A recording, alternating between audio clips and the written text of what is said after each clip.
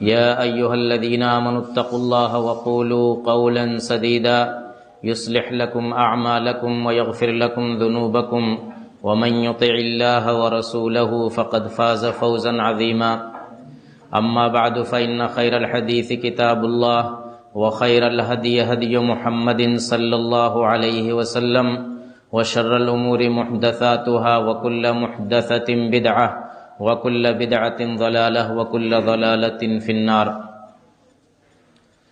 علماء کرام، بزرگوں، نوجوانوں اور عزیز بچوں،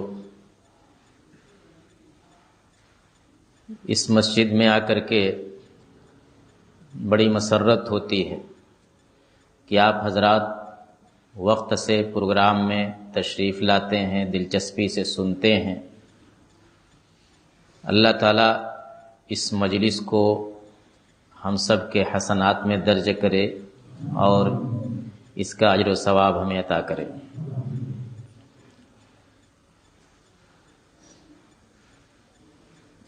ہر انسان کی اپنی کچھ ضرورتیں ہوتی ہیں، اور اللہ تعالیٰ نے بھی اس کائنات کا نظام ایسا بنایا ہے کہ 24 گھنٹے میں ایک مرتبہ سونے کا موقع انسان کو ملتا ہے، اور وہ ایک مرتبہ میں یا 2 مرتبہ میں اپنی نیند پوری کرتا ہے۔ سونے اور جاگنے کا یہ نظام اللہ تعالیٰ کی بہت بڑی نعمت ہے۔ مسلسل ایسا نہیں بنایا کہ جاگتا ہی رہے انسان، تھک جائے گا، بیزار ہو جائے گا، اکتا جائے گا۔ نیند یہ اللہ تعالیٰ کی ایک نعمت بھی ہے اور اللہ تعالیٰ کی قدرت کی نشانی بھی ہے۔ اسی لیے اللہ تعالیٰ نے قرآن میں فرمایا کہ وَجَعَلْنَا نَوْمَكُمْ سُبَاتًا، کہ ہم نے تمہاری نیند کو آرام کا ذریعہ بنایا۔ نیند لیتا ہے انسان تو اس کے جسم کو راحت ہوتی ہے، سکون ملتا ہے۔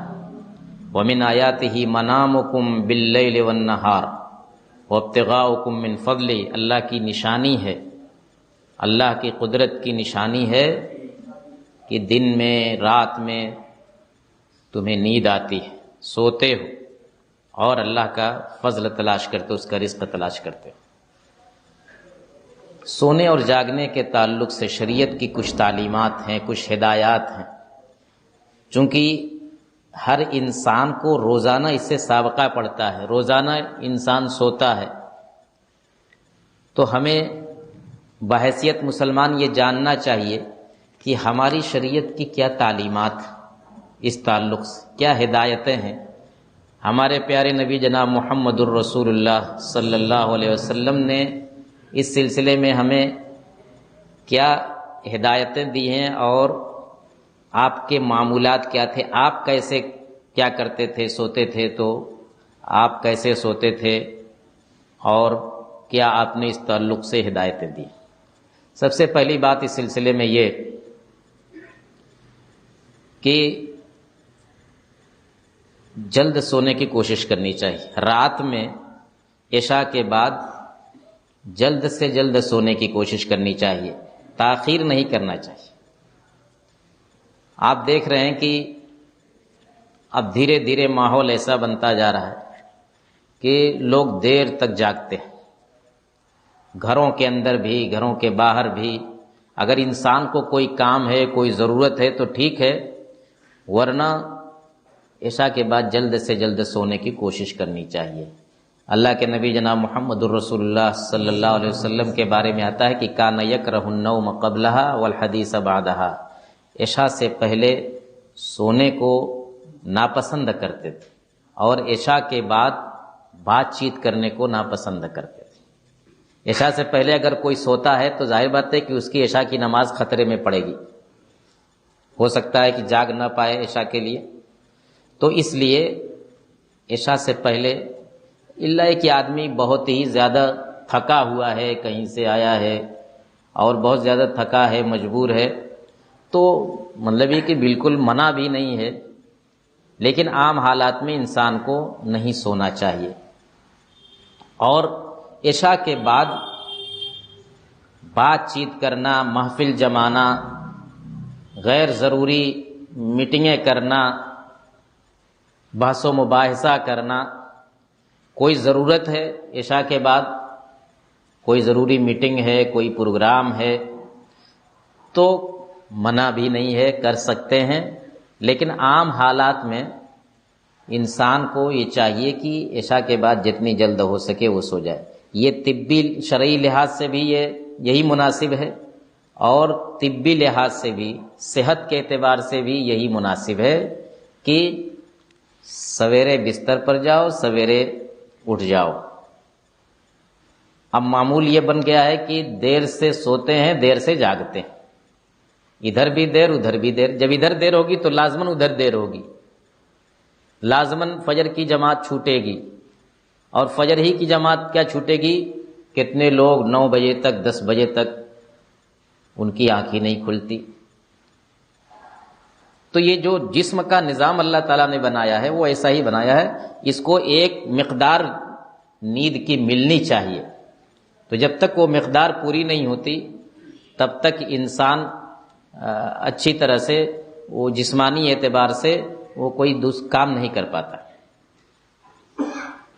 دوسری چیز، دوسرا فائدہ سویرے سونے میں یہ ہے کہ جب سویرے سوئے گا آدمی اور سویرے جاگے گا، فجر کی نماز جماعت سے پڑھے گا، اور اللہ نے توفیق دیا اس کو تہجد بھی پڑھنے کی عادت ہے، تہجد پڑھنے کی کوشش کرتا ہے، تو فجر سے کچھ پہلے وہ بیدار ہو جائے گا، تہجد بھی ادا کر سکے گا، اور پھر فجر کی نماز جماعت کے ساتھ پڑھ سکے گا۔ یہ بہت بڑا اللہ کا کرم ہے، اللہ کی توفیق ہے کہ فجر کی نماز جماعت سے انسان پڑھے۔ اسی طریقے سے اللہ کے رسول صلی اللہ علیہ وسلم نے ایک دعا دی ہے امت کو کہ اللہم بارک لامتی فی بکورہا، کہ اللہ تعالیٰ میری امت کے صبح کے کام میں تو برکت دے، صبح کے کام میں برکت دے۔ تو جو کام انسان صبح سویرے کرتا ہے اس میں برکت ہوتی ہے، اس لیے کہ ہمارے نبی نے دعا کی ہے اس کی۔ آپ کر کے دیکھیے، کوئی بھی کام ہو، یہاں تک کہ پڑھنے کا کام ہے، لکھنے کا کام ہے، بنائی کا کام ہے، اور کسی طرح کا کام ہے، جو کام بھی آپ سویرے کریں گے آپ کو محسوس ہوگا کہ برکت کہتے کس کو ہیں؟ برکت کا معنی ہوتا ہے خیر کثیر، ڈھیر سارا خیر انسان کو حاصل ہوتا ہے۔ اب وہ ہم محسوس نہیں کرتے اس وقت کہ ہاں ہم کو کیا حاصل ہوا، لیکن حقیقت یہ ہے کہ وہ اس کا نتیجہ کہیں نہ کہیں ہمارے سامنے آتا ہے۔ تو اس لیے انسان کو سویرے خود بھی سونے کی کوشش کرنی چاہیے، اپنے گھر میں بال بچوں کو بھی تاکید کرنا چاہیے کہ بہت زیادہ دیر تک نہ جاگے۔ آج معاملہ یہ ہے کہ جب سے یہ چیز انسان کے ہاتھ میں آئی ہے، اور خاص طور سے ہمارے نوجوانوں کے، تو اس میں رات دیر تک، بلکہ کتنے تو صبح تک اسی میں غرق رہتے ہیں، اور جب جاگنے کا وقت ہوتا ہے تب جا کر کے وہ سوتے ہیں۔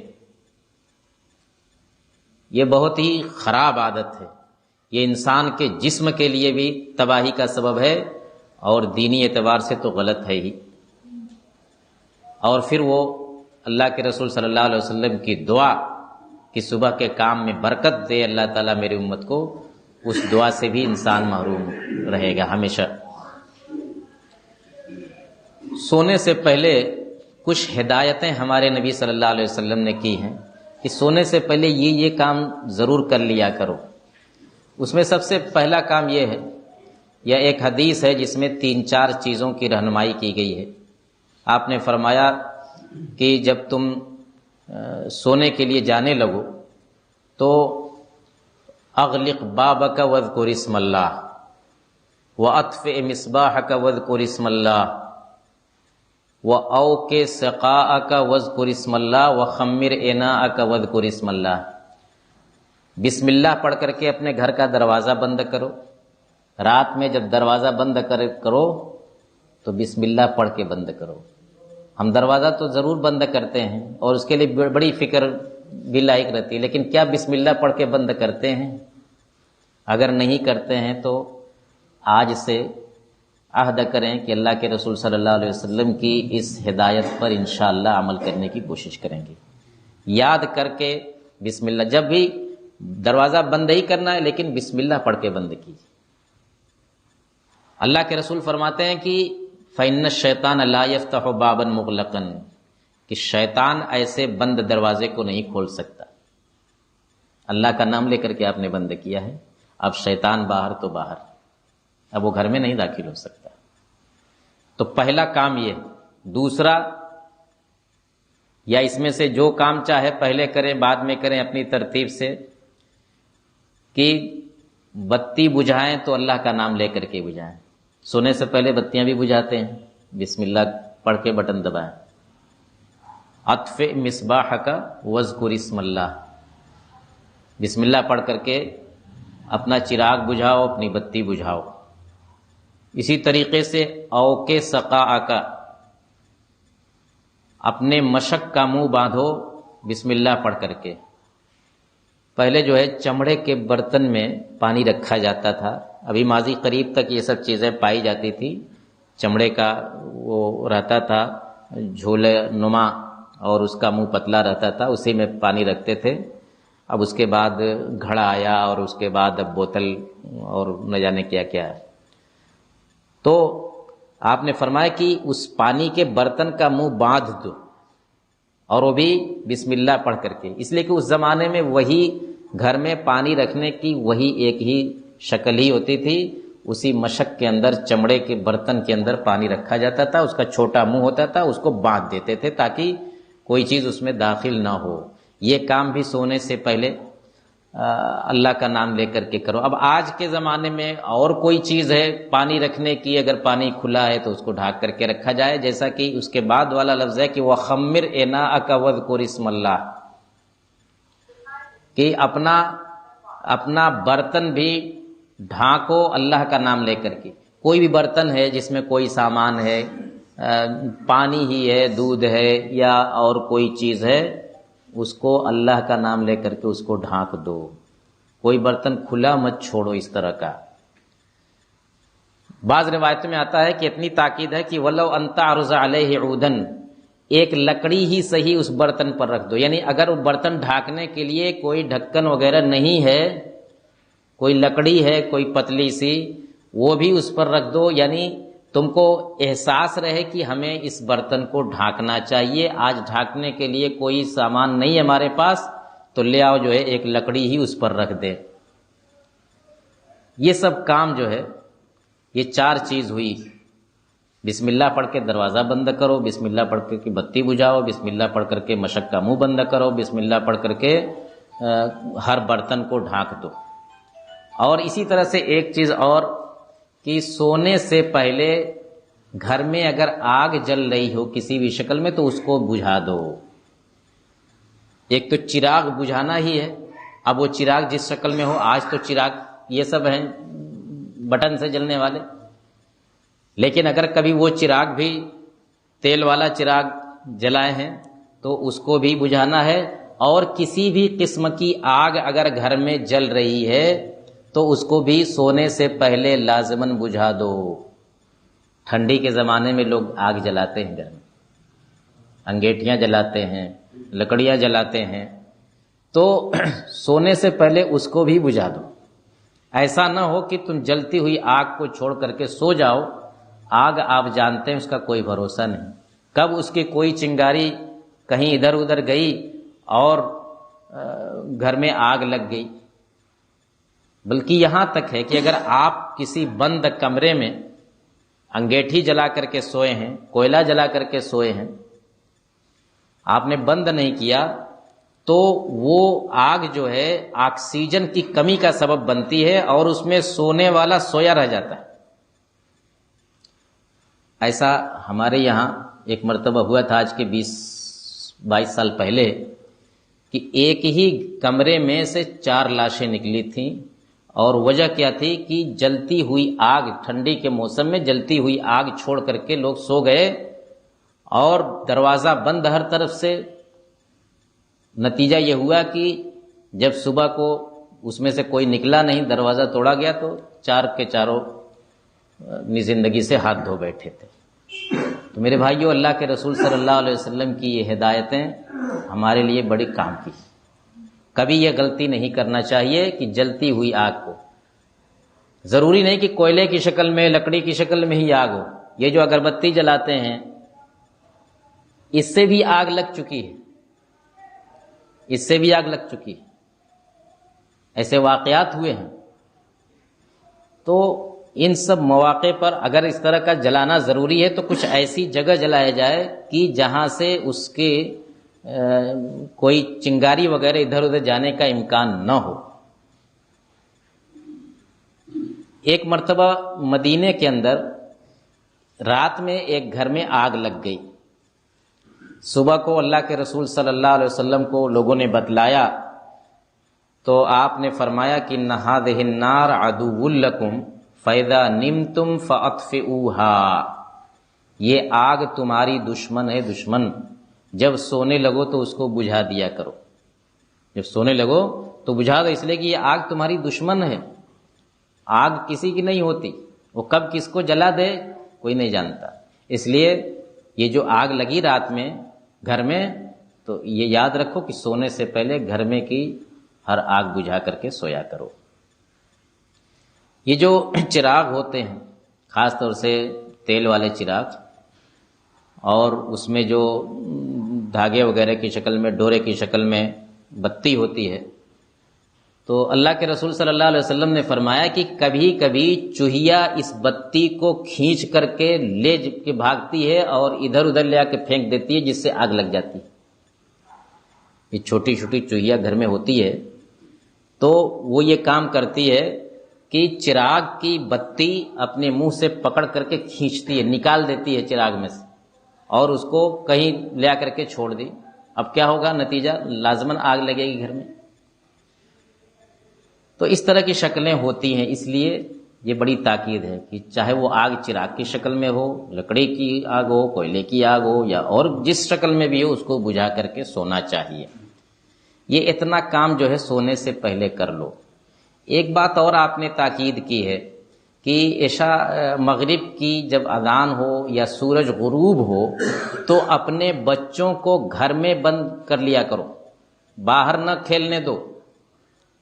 حدیث کے الفاظ ہے کہ اذا جنح اللیل او امسیتم فکفوا صبیانکم فان للشیاطین انتشارا، کہ جب رات آنے لگے یا جب شام ہو جائے تو اپنے بچوں کو گھر میں روک لو، کیونکہ اس وقت شیطان ادھر ادھر پھیل جاتے ہیں۔ جب سورج غروب ہوتا ہے، جب رات کا آغاز ہوتا ہے، تو اس وقت شیطان بہت تیزی سے پھیلتے ہیں، اور شیطان جب پھیلتے ہیں تو وہ اپنا شکار تلاش کریں گے، کس کے اوپر سوار ہو جائیں، کس کو اپنے قبضے میں کریں۔ تو خاص طور سے چھوٹے بچوں کو وہ زیادہ اپنا ہدف بناتے ہیں۔ تو آپ نے فرمایا کہ اپنے بچوں کو سورج غروب ہونے کے وقت گھر میں بند کر لیا کرو، باہر نہ گھومنے دو۔ کیا آج ہمیں اللہ کے رسول صلی اللہ علیہ وسلم کی یہ ہدایت معلوم ہے، یہ یاد ہے؟ کیا ہم اپنے بچوں کو روکتے ہیں، اس وقت گھر میں لے آتے ہیں؟ دیکھ، مغرب کی اذان ہوتی ہے، نماز ہوتی ہے، مسجدوں کے ارد گرد یہ چھوٹے چھوٹے بچے اس قدر، مسلم بچے اس قدر شور مچاتے ہیں کہ مغرب کی نماز پڑھنا مشکل ہوتا ہے۔ اگر ہم اللہ کے رسول صلی اللہ علیہ وسلم کی اس ہدایت پر عمل کرتے تو یہ نماز پڑھنے والے بھی سکون سے نماز پڑھتے، اور ہمارے بچے بھی شیطانی اثرات سے محفوظ رہتے۔ اس کے بعد جب ہم سونے کے لیے جائیں تو سب سے پہلی ہدایت یہ ہے کہ اذا اتیت مضجعک فتوضأ وضوءک للصلاۃ۔ بہتر یہ ہے کہ آدمی جب سونے جانے لگے تو وضو کر کے سوئے، وضو کر کے سوئے بہتر ہے۔ کوئی ضروری نہیں ہے کہ بغیر وضو کے سو نہیں سکتے، جس طرح کہ بغیر وضو کے نماز نہیں پڑھ سکتے ویسے سونے۔ اگر آپ اس کی عادت ڈالیں تو یہ اچھی بات ہے۔ اگر آپ کا وضو برقرار ہے عشاء کا تب تو اور اچھی بات ہے، کوئی مسئلہ ہی نہیں۔ لیکن اگر نہیں ہے تو سونے سے پہلے وضو کر لیں تو یہ اچھی بات ہے، اللہ کے نبی صلی اللہ علیہ وسلم کی ہدایت۔ اس کے بعد جب بستر پر جائیں تو اس وقت ہدایت یہ ہے کہ بستر کو اچھی طرح سے صاف کر لیں. یہ نہیں کہ جیسے تیسے آئے بستر میں داخل ہو گئے، نہیں. نبی صلی اللہ علیہ وسلم فرماتے ہیں کہ جب تم میں سے کوئی شخص اپنے بستر پر جانے لگے تو اپنے تہبند کے کنارے سے بستر کو صاف کر لے اچھی طرح سے. یہاں بھی بسم اللہ پڑھنے کا تذکرہ کہ بسم اللہ پڑھ کر کے اپنے لنگی کے اپنے تہبند کے کنارے سے اپنے بستر کو صاف کر لے، جھاڑ لے. اور بعض روایتوں میں ہے کہ 3 مرتبہ صاف کرے. کیوں؟ کہتے ہیں کہ کیونکہ اس کو نہیں معلوم کہ میرے بعد یہاں کون سی چیز آ گئی. آپ تو بستر سے اٹھ کر کے نہ جانے صبح کو اٹھے ہیں تب سے وہ بستر میں آپ نہیں گئے ہیں، آپ کے بعد کوئی چیز وہاں پہنچ گئی ہو، کوئی کیڑے مکوڑے، کوئی جانور زہریلا، سانپ بچھو، چیونٹی چیونٹا وغیرہ کوئی بھی چیز پہنچ سکتی ہے. آپ نے دیکھا نہیں اور بستر میں داخل ہو گئے تو وہ چیز آپ کو تکلیف پہنچائے گی، آپ کو ایذا پہنچائے گی، کاٹ سکتی ہے، آپ کو پریشانی لاحق ہو سکتی ہے. تو اس لیے اس کی تاکید ہے کہ بستر صاف کر لیا کرو. آج کے موسم میں، خاص طور سے جاڑے کے موسم میں، جبکہ بستر بہت زیادہ لدا پدا ہوتا ہے، کمبل ہے، لحاف ہے، گدے ہیں، تو اس میں اور زیادہ کسی چیز کے داخل ہونے کی گنجائش رہتی.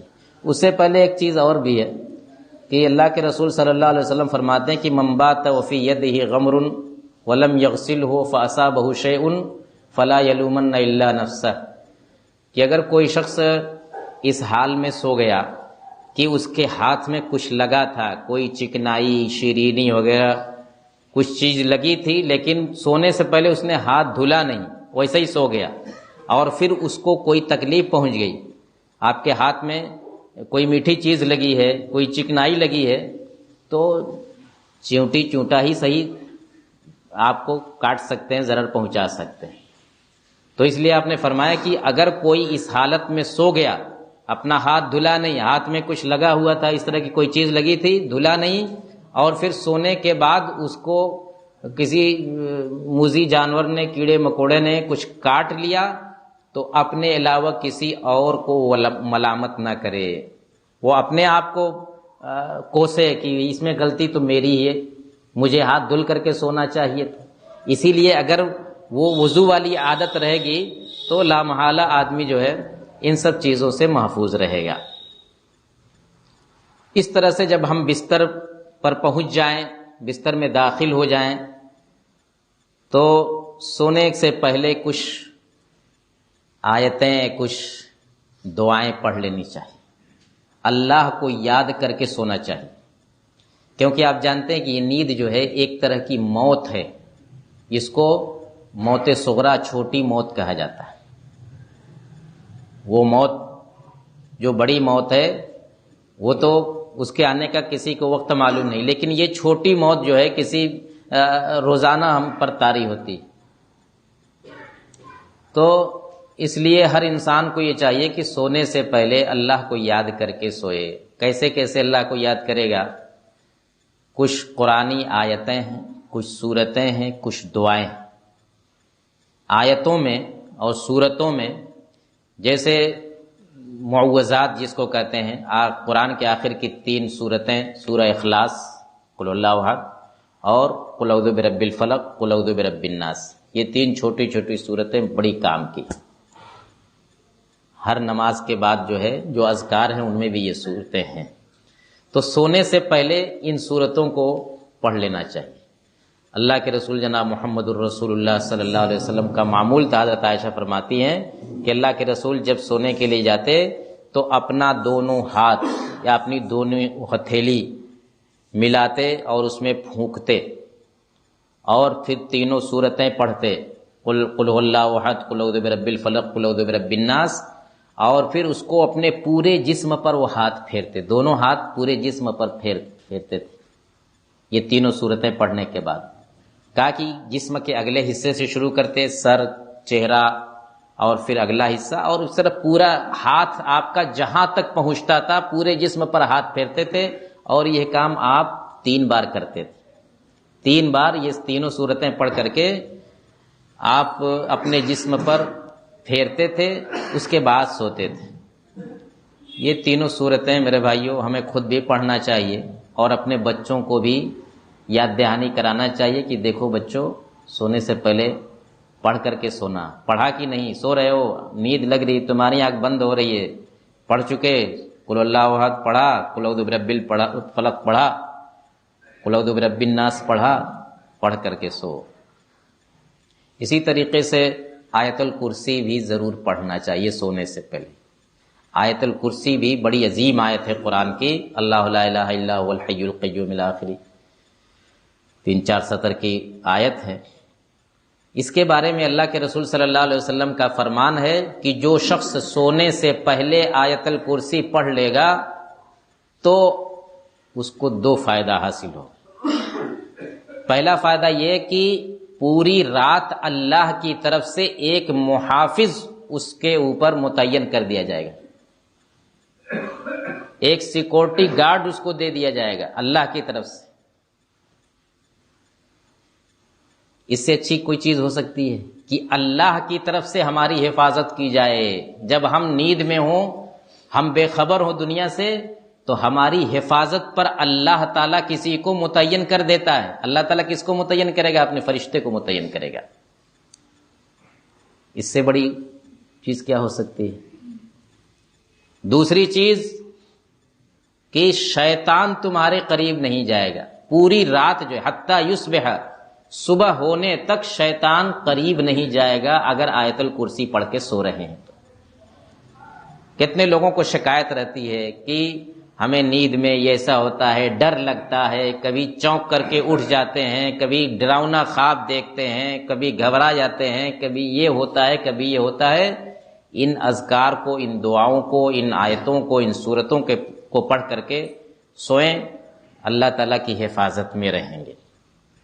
اسی طریقے سے سورہ بقرہ کے آخر کی 2 آیتیں، آمن الرسول بما انزل الیہ من ربہ والمؤمنون سے 2 آیتیں، ان کو بھی پڑھنے کے بارے میں حدیثوں میں ترغیب دی گئی ہے، اور کہا گیا کہ من قرأ آیتین من آخر سورۃ البقرہ کفتاہ، کہ سونے سے پہلے جو شخص سورہ بقرہ کی آخری 2 آیتیں پڑھ لے گا تو یہ دونوں آیتیں اس کے لیے کافی ہوں گی۔ اور بھی کچھ آیتوں اور کچھ سورتوں کا تذکرہ حدیثوں میں آیا ہے۔ دعاؤں میں آپ دیکھیں تو چھوٹی بڑی کئی دعائیں آتی ہیں جن کے بارے میں اللہ کے رسول صلی اللہ علیہ وسلم سے یہ مروی ہے کہ آپ پڑھتے تھے یا پڑھنے کی ترغیب دلاتے تھے۔ اس میں سب سے چھوٹی دعا جو بخاری وغیرہ کے اندر بھی ہے، اللہم بسمک اموت و احیا، اللہم بسمک اموت و احیا۔ کچھ دوسرے الفاظ بھی ہیں، بسمک اللہم اموت و احیا، کہ اے اللہ تعالیٰ تیرے ہی نام سے میں مرتا ہوں اور میں جیتا ہوں، تیرے ہی نام سے میرا مرنا اور جینا تیرے ہی نام سے۔ چونکہ یہ نیند بھی ایک موت ہے تو انسان سونے سے پہلے کہے کہ اللہ تعالیٰ یہ میں سو رہا ہوں، یہ موت اگر ہے تو تیرے ہی نام سے، زندگی ہے بھی تو تیرے نام سے۔ یہ چھوٹی سی دعا خاص طور سے بچوں کو یاد کرا دینا چاہیے۔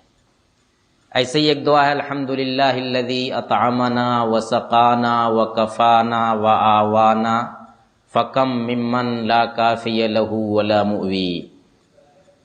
یہ دعا ہے کہ اللہ کا شکر ہے، سونے سے پہلے یہ دعا پڑھے انسان کہ اللہ کا شکر ہے کہ جس نے ہم کو کھلایا پلایا اور ہماری کفایت کی، ہمارا انتظام کیا، ہم کو پناہ میں رکھا۔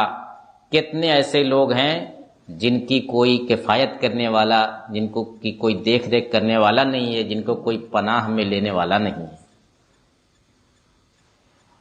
اور بھی چھوٹی بڑی بہت ساری دعائیں۔ ظاہر بات ہے کہ اگر انسان کو یہ ساری دعائیں نہیں یاد ہیں تو کم سے کم جتنی یاد ہو سکیں، اگر کچھ بھی نہیں یاد ہے تو یاد کرنے کی کوشش کرے، اور جتنی یاد ہو سکے کم سے کم سونے سے پہلے ان کو پڑھ کر کے سوئے۔ لیکن یہ یاد رہے کہ ان دعاؤں کو سب سے آخر میں پڑھنا چاہیے۔ آخر میں پڑھنے کا مطلب کہ اب اس کے بعد کوئی بات چیت نہ کرے انسان۔ جب ایک دم اب اس کو سونے کی تیاری ہو، کسی سے بات چیت نہیں کرنا ہے، تب بالکل آخر میں پڑھے ان دعاؤں کو۔ اگر کسی ضرورت سے اگر اس کو کسی سے بات کرنا پڑ گیا تو یہ نہیں کہ اب وہ سب کینسل ہو گئی، ایسا بھی نہیں ہے ڈیلیٹ ہو گئی. وہ ایک ضرورت کے تحت اگر کوئی ایسی چیز آ گئی کہ بات کرنا ہی پڑ گیا تو اس سے کوئی حرج نہیں، لیکن کوشش یہ کرے کہ سب سے آخر میں ان دعاؤں کو پڑھے. پھر جب لیٹے تو داہنی کروٹ پر لیٹنا چاہیے. اللہ کے نبی صلی اللہ علیہ وسلم کا یہ معمول تھا کہ جب آپ لیٹتے تو اپنی داہنی ہتھیلی کو دائیں رخسار کے نیچے رکھ کر کے اور داہنی کروٹ پر سوتے تھے. داہنی ہتھیلی کو داہنے رخسار پر رکھتے تھے اور داہنی کروٹ سوتے تھے. تو سونے کی شروعات ایسے کرنا چاہیے. ظاہر بات ہے کہ پوری رات انسان ایک حالت میں نہیں سو سکتا، ایک کروٹ نہیں رکھ سکتا، لیکن شروعات کرے تو یہی مسنون ہے، یہی اللہ کے رسول صلی اللہ علیہ وسلم کا طریقہ ہے. اور ہم ہر دم سنتے ہیں کہ خیر الہدی ہدی محمد صلی اللہ علیہ وسلم کہ بہترین طریقہ وہ ہے جو اللہ کے نبی صلی اللہ علیہ وسلم کا طریقہ ہے. تو آپ کا طریقہ یہی تھا کہ سوتے تھے تو داہنی کروٹ سوتے تھے اور داہنی ہتھیلی کو دائیں رخسار کے نیچے رکھ کر کے سوتے تھے. اس کے بعد آدمی کروٹ بدل سکتا ہے اور دوسری کروٹ ہو سکتا ہے، لیکن شروعات ایسے کرنا چاہیے. اب اس کے بعد آپ نیند کا مزہ لیجئے، آرام سے سوئیے. رات میں اگر کوئی خواب دکھائی دے تو خواب دو طرح کے ہوتے ہیں، اچھے خواب بھی ہوتے ہیں، برے خواب بھی ہوتے ہیں. اگر کوئی اچھا خواب ہو تو حدیثوں میں کہا گیا ہے کہ اگر انسان اچھا خواب دیکھے تو اس کو لوگوں سے بیان کرے کہ ہاں آج میں نے یہ اچھا خواب دیکھا ہے، یہ دیکھا وہ دیکھا، خوشی کا اظہار کرے. اور اگر کوئی خراب قسم کا خواب دیکھتا ہے تو اسے کسی سے بیان نہیں کرنا چاہیے اور اعوذ باللہ من الشیطان الرجیم پڑھنا چاہیے، شیطان سے پناہ مانگنی چاہیے. اس طرح سے انسان سوئے اور پھر جب سو کر کے اٹھے، اس کی آنکھ کھلے صبح میں، تو جیسے سونے کے پہلے تو کئی دعائیں ہیں، سونے کے بعد بھی کچھ دعائیں ہیں، جن میں سے ایک دعا الحمدللہ الذی احیانا بعدما اماتنا والیہ النشور. الحمدللہ الذی احیانا بعدما اماتنا والیہ النشور. اللہ کا شکر ہے کہ اس نے ہم کو موت کے بعد پھر زندہ کر دیا. دیکھیں یہاں بھی نیند کو موت کہا گیا، جیسے ادھر کہا گیا کہ بسمک اللہم اموت و احیا، تو ادھر بھی جب جاگا انسان تو پہلے اللہ کا شکر ادا کرے گا کہ یہ جو چھوٹی سی موت ہمارے اوپر طاری ہو گئی تھی، اللہ تعالیٰ نے اس کو ختم کر کے پھر سے ہم کو زندگی دے دی. الحمدللہ الذی احیانا بعدما اماتنا. اور پھر کہے گا کہ وَإِلَيْهِ النُّشُورُ، اور ہمیں ہر حال میں سب کو پلٹ کر کے اللہ کے یہاں ہی جانا ہے. آج جائیں کل جائیں، سب کو پلٹ کر کے اللہ کی طرف جانا ہے.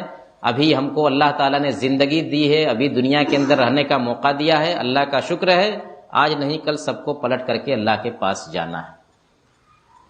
اس طریقے سے انسان جو ہے یہ سب سونے جاگنے روز مرہ کے یہ معمول ہیں ہمارے، روزانہ ہمیں کرنی ہوتی ہے، روزانہ سونا ہوتا ہے. تو ضروری ہے کہ ان چیزوں کو ہم اپنے ذہن میں رکھیں. یہ کوئی بہت مشکل چیز نہیں ہے، کوئی بہت مشکل چیزیں نہیں ہیں. جلدی سونے کی کوشش کریں. سونے سے پہلے دروازہ بسم اللہ پڑھ کے دروازہ بند کریں. سونے سے پہلے بسم اللہ پڑھ کر کے چراغ بجھائیں. سونے سے پہلے بسم اللہ پڑھ کر کے برتن ڈھانکیں. اور آگ جل رہی ہے گھر میں تو آگ بجھا دیں. حتی الامکان وضو کر کے سونے کی کوشش کریں. دعاؤں کو پڑھ کر کے، سورتوں کو پڑھ کر کے سوئیں. اور خواب اگر دیکھتے ہیں اچھا خواب ہے تو اس کو بیان کریں، برا خواب ہے تو نہ بیان کریں. سو کر کے اٹھیں تو یہ چھوٹی سی دعا ہے.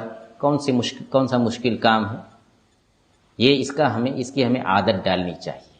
اللہ کا احسان ہے، اس نے ہم کو مسلمان بنایا، ہم کو رزق دیا، ہم کو زندگی دی، ہمارے لیے دنیا بھر کی سہولتیں عطا کی.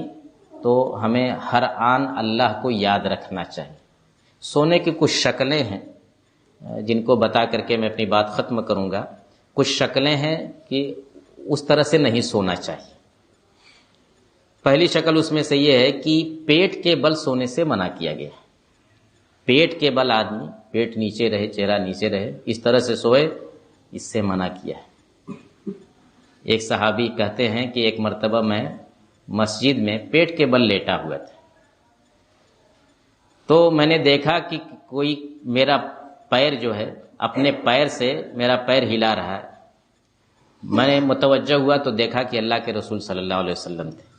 آپ نے فرمایا کہ ھذہ ضجعۃ یبغضها اللہ تعالی، کہا کہ سنو، سونے کا یہ طریقہ اللہ تعالیٰ کو بے حد ناپسند ہے۔ سونے کا یہ طریقہ اللہ تعالیٰ کو بے حد ناپسند ہے، اور آپ کسی ڈاکٹر سے پوچھیں گے تو وہ بھی یہی کہے گا کہ اس طرح سونا جسم کے لیے بہت نقصان دہ ہے۔ تو اللہ کو بھی پسند نہیں ہے، اور طبی لحاظ سے بھی یہ اچھی چیز نہیں ہے، اس لیے اس طرح نہیں سونا چاہیے۔ بہت سے لوگ اس طرح سونے کے عادی ہوتے ہیں، اس سے بچنا چاہیے۔ اگر کسی کو عادت ہے تو اس کو دھیرے دھیرے چھوڑ دینا چاہیے۔